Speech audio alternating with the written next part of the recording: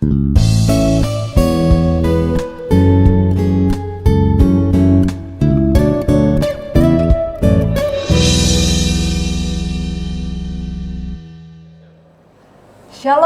selamat datang di Private Room.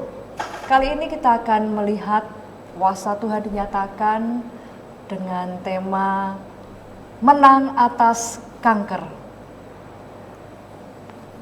Ya, kita akan berbincang-bincang dengan Pak Denny dan juga bersama istri pada kesempatan ini, di mana pada waktu itu Bu Denny atau kita biasa panggilnya Kak Ella gitu ya, itu mengalami kanker payudara, saudaraku.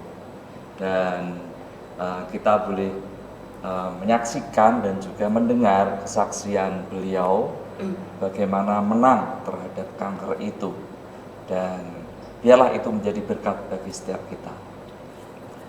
Bu Denny dan Pak Denny beberapa waktu yang lalu kan mengalami yang namanya sakit kanker payudara. Mungkin bisa diceritakan kapan dan apa saja yang dirasakan pada waktu itu. Terima kasih Pak Roni dan Bu Roni, Bu Panca.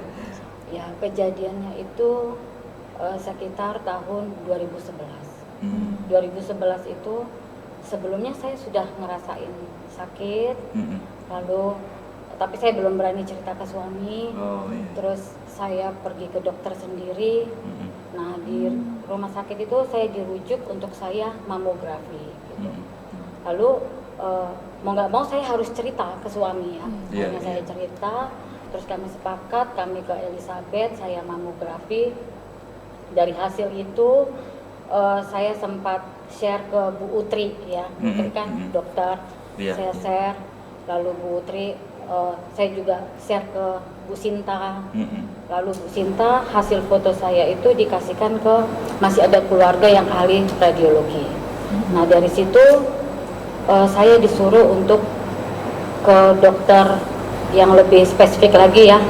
Waktu itu saya ditemani oleh Bu Sinta, kita ke rumah sakit, ketemu dengan dokter yang dirujuk oleh saudara tadi. Nah, setelah sampai di ruangan itu saya sangat kaget karena dokternya itu ngomongnya langsung blak-blakan gitu ya Pak. Saya diperiksa lalu bilang, ibu jangan pikirin estetika tubuh lagi. Langsung itu, payudara ibu yang sebelah kiri harus diangkat. Langsung gitu ya. Saya cuma bisa diem aja gitu. Saya diem, saya bingung, saya karena kaget gitu ya, tiba-tiba gitu langsung ngomongnya seperti itu. Terus ya puji Tuhan saya didampingi oleh Bu Sinta. Akhirnya Bu Sinta lah yang komunikasi lebih lanjut dengan dokter tersebut gitu. Sudah, akhirnya singkat cerita dari hasil pemeriksaan dikatakan bahwa benjolan di payudara kiri saya itu sudah sebesar 7 cm. Oh, 7 cm ya? Nah, sudah 7 cm, itu tidak bisa langsung diangkat, harus dikecilkan dulu melalui kemo. Pada waktu itu suami sudah diinfo, sudah diberitahu? Kita ke rumah sakit kebetulan barengan, barengan. Tapi waktu itu kita minta waktu dulu untuk rembuk keluarga. Akhirnya rembuk keluarga lah dengan waktu itu yang karena mendampingi Bu Sinta, Pak Oscar, kita rembuk. Terus kita ya sudah gitu, akhirnya kita ya sudah ikutin aja, sementara ikutin dulu prosesnya medis gitu. Yang sudah di depan gitu, di depan mata gitu ya. Akhirnya saya dijadwal untuk 4 kali kemo untuk mengecilkan. Nah, sebelum kemo itu saya harus mengikuti biopsi dulu. Dokternya sudah wanti-wanti, kalau sudah berani biopsi nggak boleh mundur gitu. Akhirnya dari hasil biopsi itulah diketahui bahwa saya sudah sampai di stadium 3B. Sudah stadium 3B ya, udah udah tinggi juga ya. Dokternya semakin marah gitu. Dokternya semakin marah lagi, dokternya bilang datangnya saya dibilang terlambat gitu. Kok baru datang gitu. sekarang Iya, gitu. iya. Akhirnya sudah mulailah untuk dijadwal kemo gitu. Akhirnya saya ikutin kemo 4 kali. Kemo pertama kemo kedua itu saya sudah mulai ngerasain perubahan-perubahan di tubuh saya gitu. Rambut mulai rontok itu di kemo kedua itu sudah saya alami gitu, dan puji Tuhannya saya punya saudara-saudara seiman yang selalu menguatkan, yang kasih tips gitu, kasih tips kalau kamu mengalami ini nanti minum jus ini gitu. Itu banyak masukan puji Tuhan. Terus sampai di perjalanan di kemo ketiga saya dan suami coba yuk kita ini, karena kita di dokter yang pertama ini itu kan bilang, dokter kalau boleh yang diambil itu tumornya saja gitu. Maaf, payudaranya supaya dipertahankan seperti itu gitu ya. Tapi dokter ini beliau tidak setuju. Dia bilang tidak, pokoknya secara medis tidak boleh, karena sel kanker itu seperti pasir, tidak kelihatan tapi sebetulnya dia bisa bangkit, bisa menyebar, bisa malah lebih parah gitu. Dan kondisi ibu yang sudah stadium 3B dan melalui hasil patologi juga diketahui itu ganas, tidak bisa Bu, memang harus diangkat semua gitu. Nah Ibu, ketika dokter mengatakan bahwa Ibu kena kanker itu ya, stadium 3B, itu Ibu mengalami sakit-sakit enggak gitu ya? Iya, saya mengalami, yang jelas di bagian payudara saya itu kan membengkak ya, ada seperti batu gitu di dalam, ada keras gitu, dan saya merasakan panas sampai ke punggung bagian belakang. Ya, itu panas, pegel, kemeng gitu ya, itu sih yang saya rasain. Terus apa yang Ibu pikirkan ketika aku ternyata dengar gitu ya?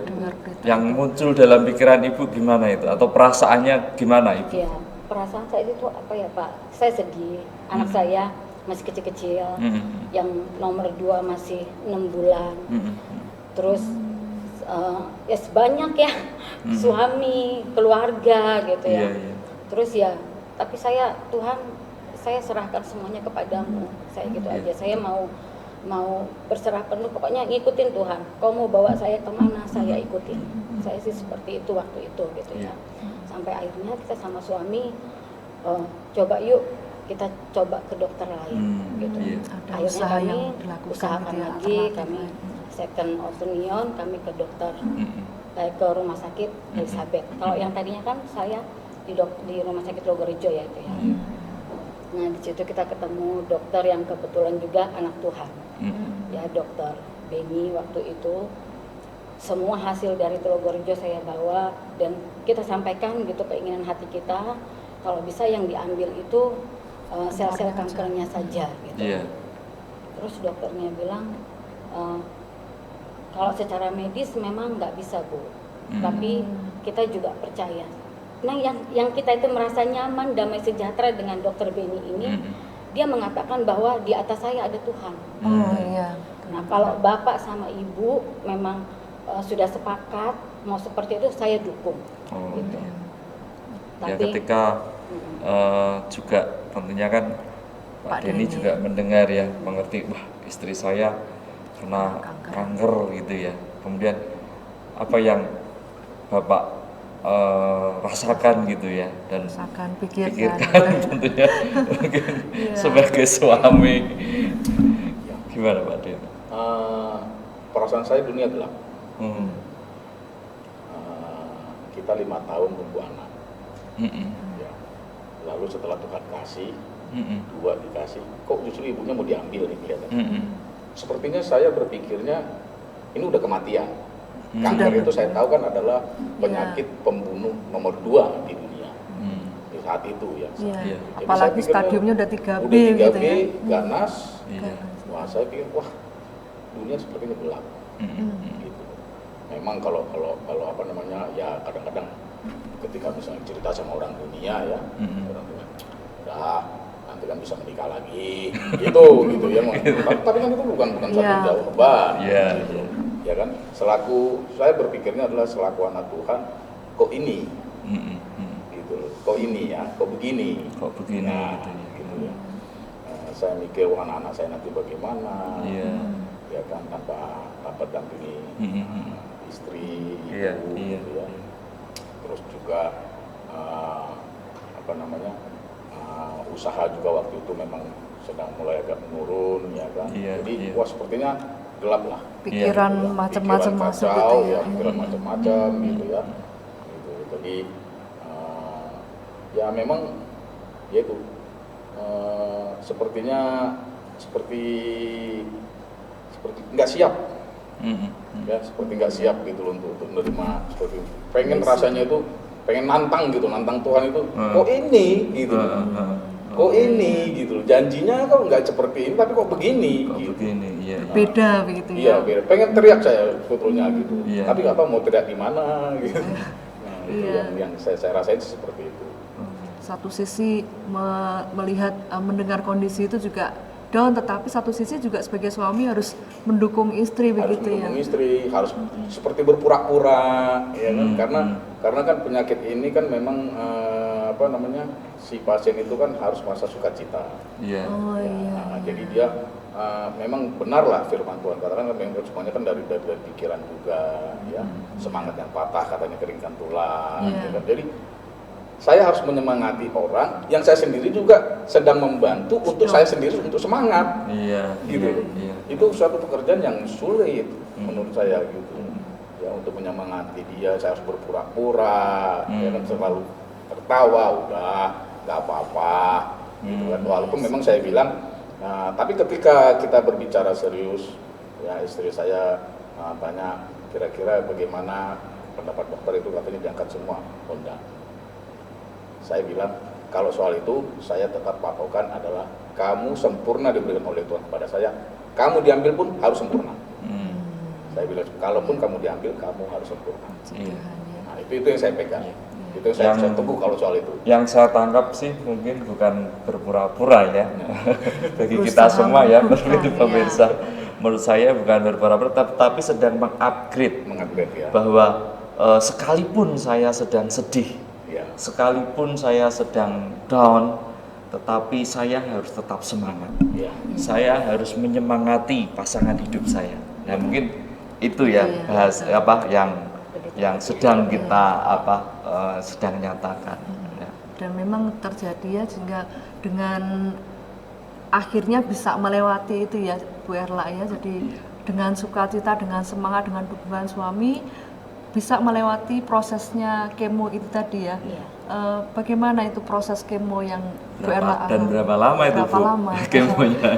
Kemonya kan kalau di dokter yang pertama itu saya dikasih jadwal 4 kali kemo. 4 kali kemo itu per 21 hari sekali. Nah, itu masuk nanti ke kemo berikutnya. Itu kan saya biasanya ngalaminnya itu kemo 1 minggu setelah kemo ini badan saya itu masih enak. Masuk di minggu kedua itu rasanya udah macam-macam, mual, nggak nafsu makan, nggak bisa tidur, badan nggak enak semua gitu. Nah nanti masuk di minggu ketiga sudah mulai baik lagi kondisi tubuh karena kan tubuh mempersiapkan untuk kemo ke berikutnya. Gitu. Nah waktu itu juga pokoknya kita sangat merasakan ya pekerjaan Tuhan itu luar biasa. Penyertaannya itu yang sangat-sangat kami rasakan gitu ya. Karena setiap mau masuk ke kemo berikutnya, itu kan 2 hari sebelumnya saya harus cek semua HB, terus sel darah putih itu semua mencukupin atau tidak gitu. Dan setiap cek itu tidak pernah mencukupin Pak gitu. Sel darah putih saya itu selalu belum cukup.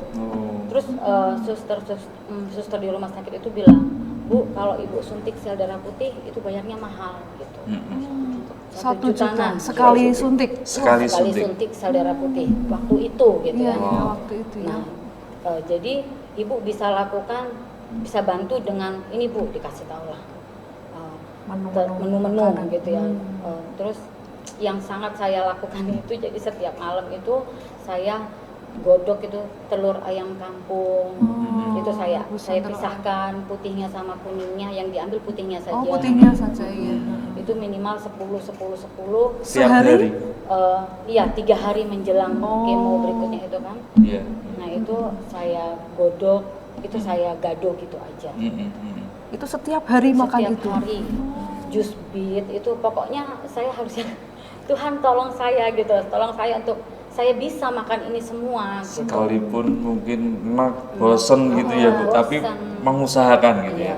Jadi ini saudaraku sama ada satu usaha yang sedemikian rupa, perjuangan yang dilakukan karena ada satu semangat dan kerinduan bahwa saya mau sembuh, saya mau menang. Padahal Itu luar kalau biasa. orang kemo itu tadi seperti semua diketahui ya bahwa kalau kemo itu nafsu makan berkurang ya, itu juga dialami Bu Erla ya, sehingga makan apa aja rasanya nggak ada rasa ya, tetapi itu harus dipaksakan. Kalau orang normal saja makan jus beet itu sudah ini orang normal ya, apalagi kondisi seperti ini ya, itu harus dipaksakan ya berarti ya. Bagaimana Ibu bisa mendorong itu, saya harus makan itu, apa yang mendorong Bu Erla bisa begitu?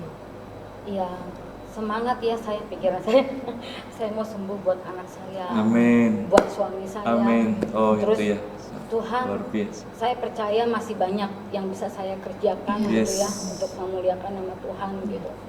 Dan saya juga bersyukur saya sembari ikut kemo itu waktu itu saya masih pelayanan loh Bu. Saya masih singer waktu itu gitu ya, sampai teman-teman ya teman-teman di gereja itu saya tahu lah tatapan mereka ke saya itu ya tatapan iba, tatapan bagaimana itu takjub Campur ya mungkin semua. ya campur gitu. Karena saya saya itu udah botak, tapi saya itu seperti seolah-olah saya itu nggak sakit gitu. Saya pakai wig, saya mencoba untuk menyemangati diri sendiri gitu ya.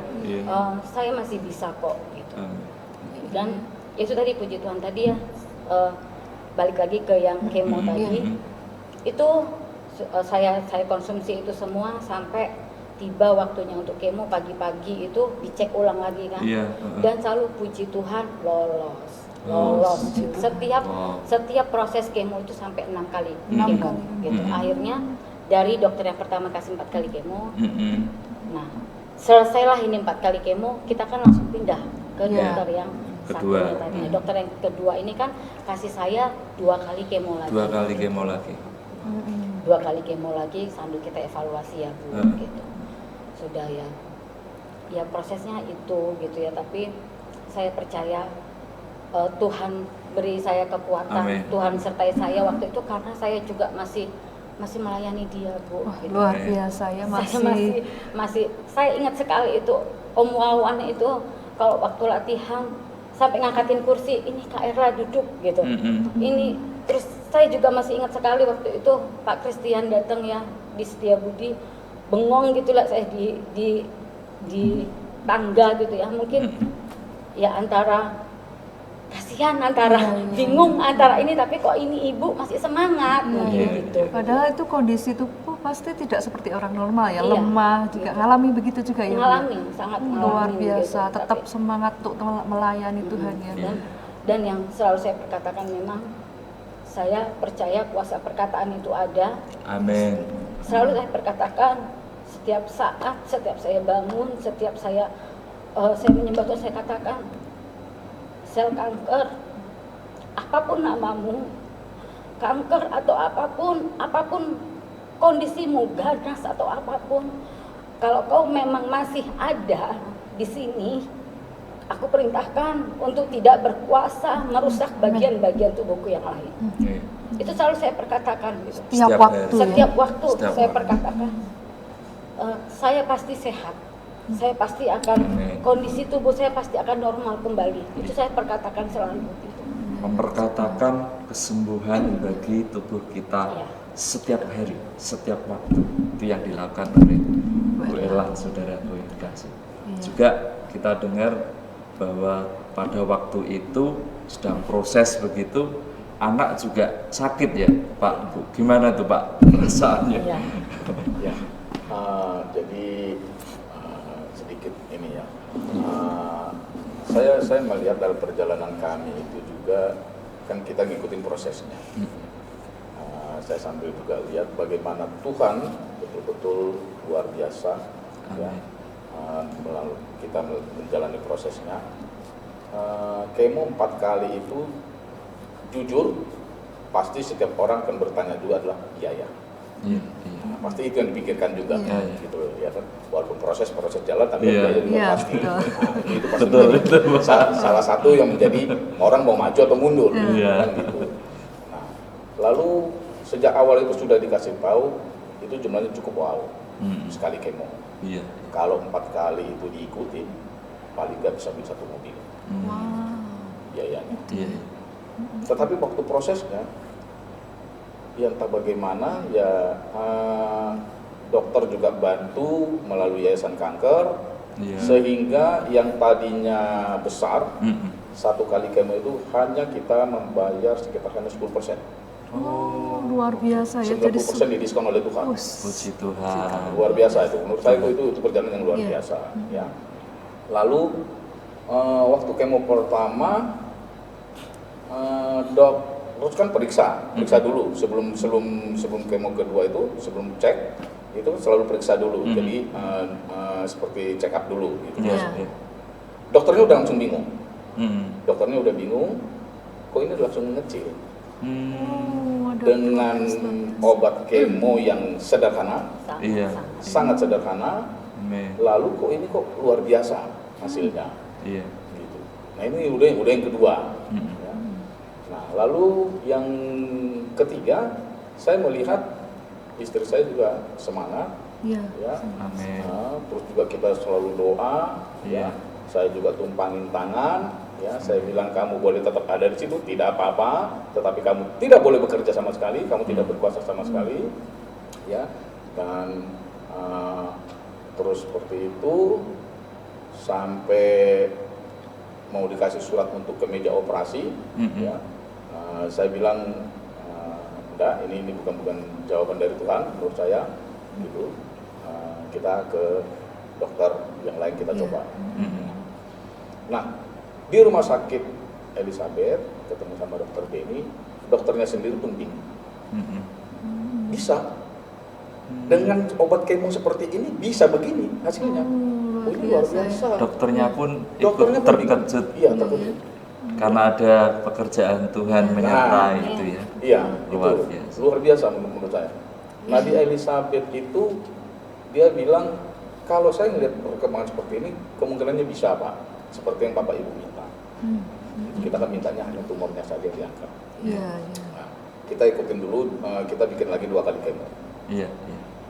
Dan Tuhan antar kita ke sana itu biayanya malah jadi lebih murah lagi.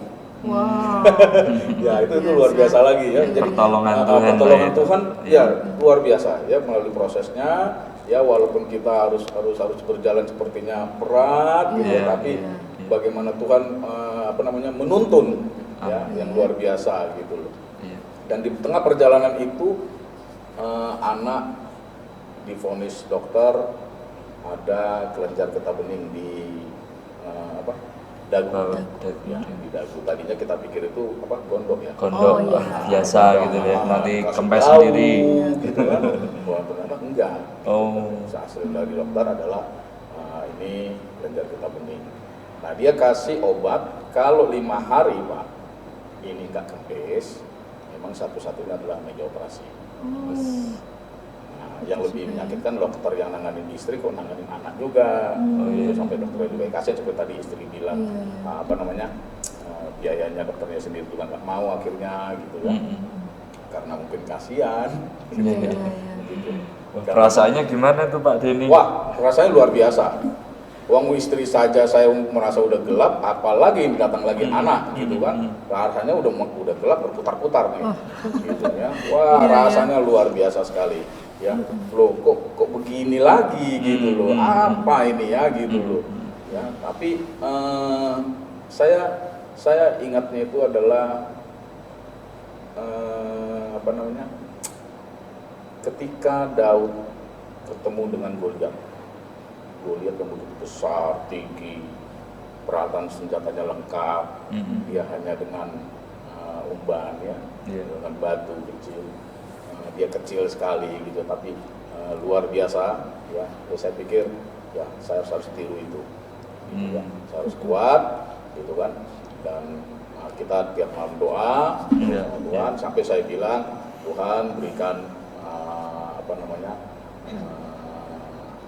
seperti untuk istri itu umur ya, sampai anak-anak saya ini paling tidak Tuhan, paling tidak sampai anak-anak saya ini juga mengerti betul tentang hidup ya, untuk menyenangkan Engkau. Nah, terus juga apa namanya, yang saya apain itu untuk anak adalah dia kan masih 6 bulan. Pada waktu 6 bulan 6 bulan waktu itu.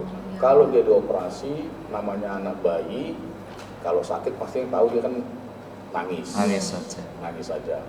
Nah, jadi saya nggak tega gitu, kalau dia harus meja operasi.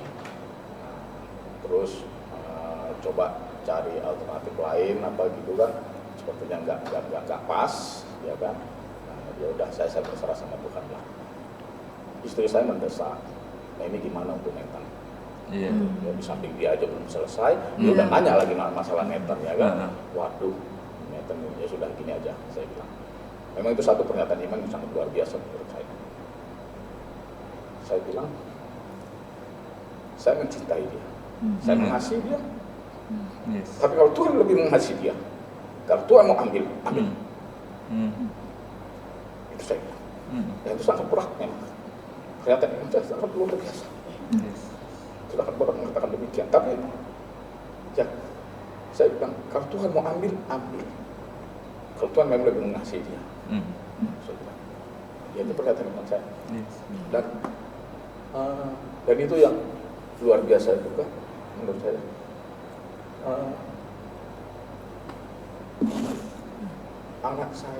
Anak kami itu dulu melek semua. Diperiksa, kok udah nggak ada Pak. Dan itu lebih menguatkan kami, lebih menguatkan saya apalagi secara pribadi untuk istri saya berarti sembuh. Berarti istri saya juga bisa sembuh. Luar biasa ya. Kita melihat ya, pertama pertolongan Tuhan sudah terjadi, terus juga ada iman yang terus membara ya, bekerja sama, tetapi memang belum selesai ya pemirsa ya, belum selesai. Ada dengar berita juga anak kena juga, imannya harus lagi diuji lagi ya, tetapi puji Tuhan luar biasa, Pak Denny dan keluarga punya iman lebih lagi ya. Imannya lebih lagi ya. Itu yang dialami sehingga nyata bahwa mujizat Tuhan itu terjadi, anak mengalami kesembuhan ya. Luar biasa. Nah, sebelumnya waktu itu ya, bagaimana Bu Erla juga menghadapi ini? Sementara diri sendiri belum sembuh sempurna, mendengar anak yang baru 6 bulan ya. 6 bulan sakit kelenjar, getah bening tadi ya. Bagaimana waktu itu Ibu? Sementara tadinya udah mulai semangat, terus mendengar itu. Ya, pada saat itu saya hanya bisa nangis ya, hanya bisa ngadu sama Tuhan aja gitu. Tuhan, saya aja belum selesai, kok anak saya juga ya Tuhan gitu. Udah selanjutnya saya cuman ya bisa dibilang ya yang gandul suami, gandul gusti, gandul suami gitu ya, udah ya. Pasrah gitu, sudah sama Tuhan. pasrah sama Tuhan gitu sih. Luar biasa ya, jadi memang ada satu sikap hati bergantung kepada Tuhan. Iya, dan saling mendukung ya, saling mendukung antara suami istri ya, betul sekali. Lalu proses selanjutnya Bu Erla, anak mengalami kesembuhan, puji Tuhan. Puji Terus Tuhan. bagaimana dengan Bu Erla sendiri? Saat itu ya puji Tuhan anak kami sembuh. Terus saya lanjut kemo lagi yang di dokter yang kedua itu ya, kemo 2 kali di situ. Pada saat itu suami saya tanya di kemo terakhir ya, suami saya tanya, dokter, kalau misalnya diangkat semua payudaranya, apa sudah pasti tidak akan balik lagi penyakitnya gitu. Itu yang waktu itu suami saya tanyakan. Terus dokternya bilang, ibu saya nggak berani pastiin gitu, karena secara medis pun tidak berani pastikan gitu, karena bisa saja 5 tahun kemudian, 10 tahun kemudian itu kembali lagi gitu.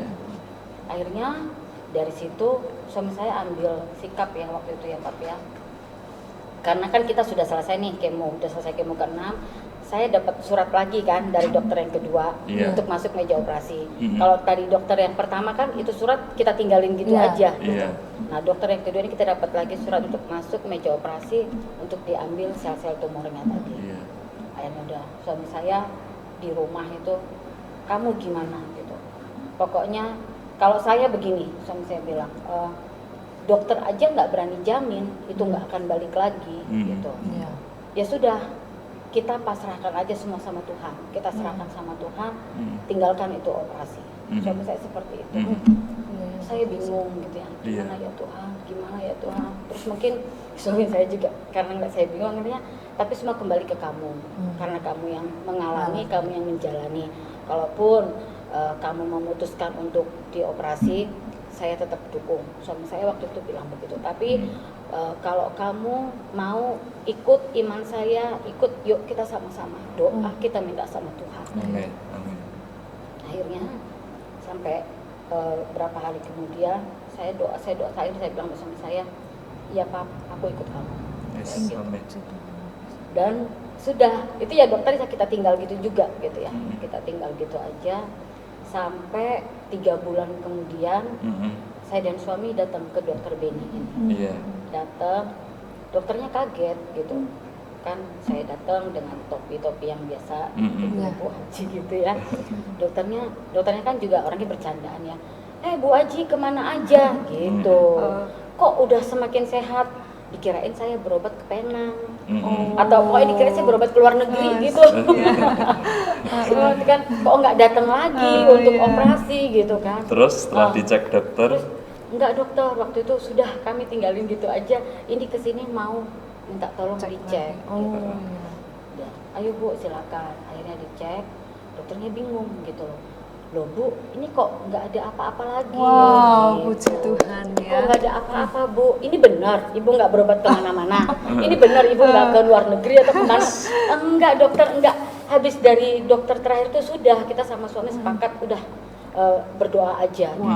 Terus dokternya bilang gini, Bu sebentar Bu, Ibu saya rujuk ke teman saya ahli USG yang udah senior gitu, untuk memastikan lagi. Gitu.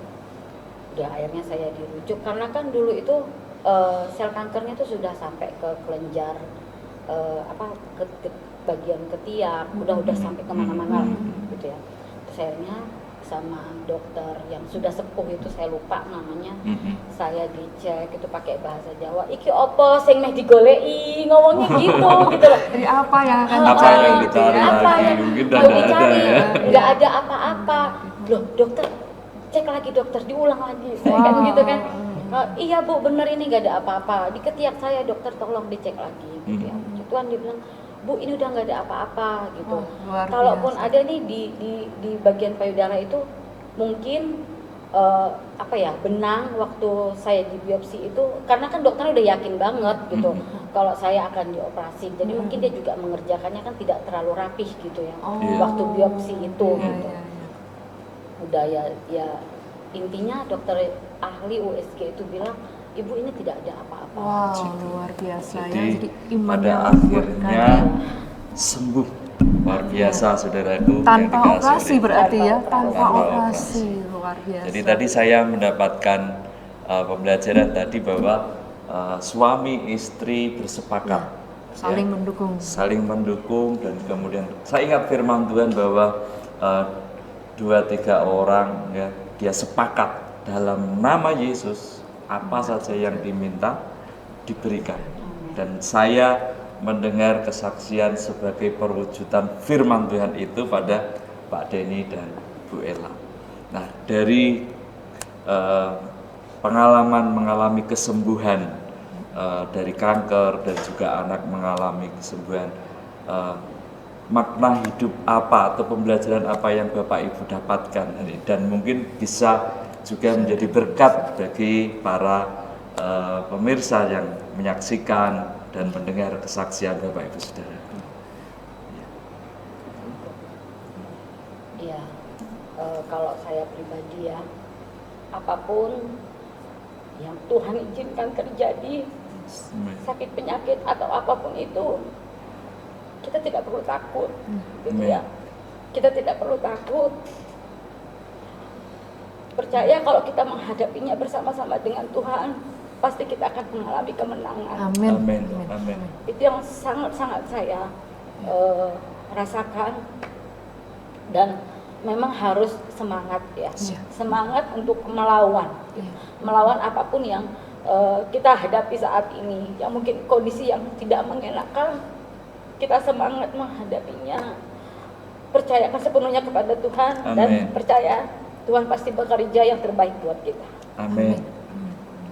Silakan Pak Denny. Ya, kalau saya maknanya adalah yang banyak sekali saya pelajari ya dari proses yang Tuhan izinkan itu adalah seperti tadi yang disampaikan oleh Pak Roni, kesepakatan.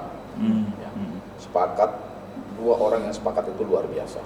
Amin. Ya, memang kalau sendiri mungkin akan terasa berat, tapi kalau ketika berdua itu semuanya bisa ringan. Amin. Apalagi kalau memang kita serahkan juga sama Tuhan. Ya. Amin. Itu yang pertama. Lalu yang kedua adalah ya izinkan saja prosesnya Tuhan. Sebab apapun yang terjadi dalam hidup kita ini, baik itu tanpa kesalahan kita ataupun itu kesalahan kita sendiri. Tetapi ketika kita datang kepada Tuhan, lalu kita berserah kepada Tuhan, ya, dan menyerahkan sepenuhnya kepada keputusan Tuhan. Amin. Kami melihat maknanya bahwa Tuhan menyediakan indah pada waktunya. Amin. Dan itu benar gitu ya. Dan itu benar. Lalu yang ketiga juga adalah jangan pikirkan proses yang sedang kita jalani, tetapi mari kita berpikir adalah kemuliaan Tuhan di akhir ceritanya. Dari proses itu. Dari proses itu. Ketika itu kita pikirkan, saya percaya Tuhan akan bekerja dengan yang tanpa seperti yang tidak kita pikirkan, tidak kita duga sama sekali, ya. Nah, Tuhan sediakan untuk kemuliaannya. Jadi itu yang luar biasa. Dan yang keempat, ketika kemenangan sudah diraih, jangan lupa saksikan bagi banyak orang. Amin. Amin. Terima kasih Pak Denny, Bu Ella buat kesaksiannya, menguatkan dan meneguhkan kami, dan juga saya percaya meneguhkan setiap pemirsa yang menyaksikan tayangan ini. Kita angkat tangan, kita berdoa mendukung buat saudara-saudara kita yang menyaksikan tayangan ini, yang entah yang sedang sakit, mengalami pergumulan. Saudaraku sudah mendengar kesaksian bagaimana Tuhan menyertai dan bekerja secara luar biasa.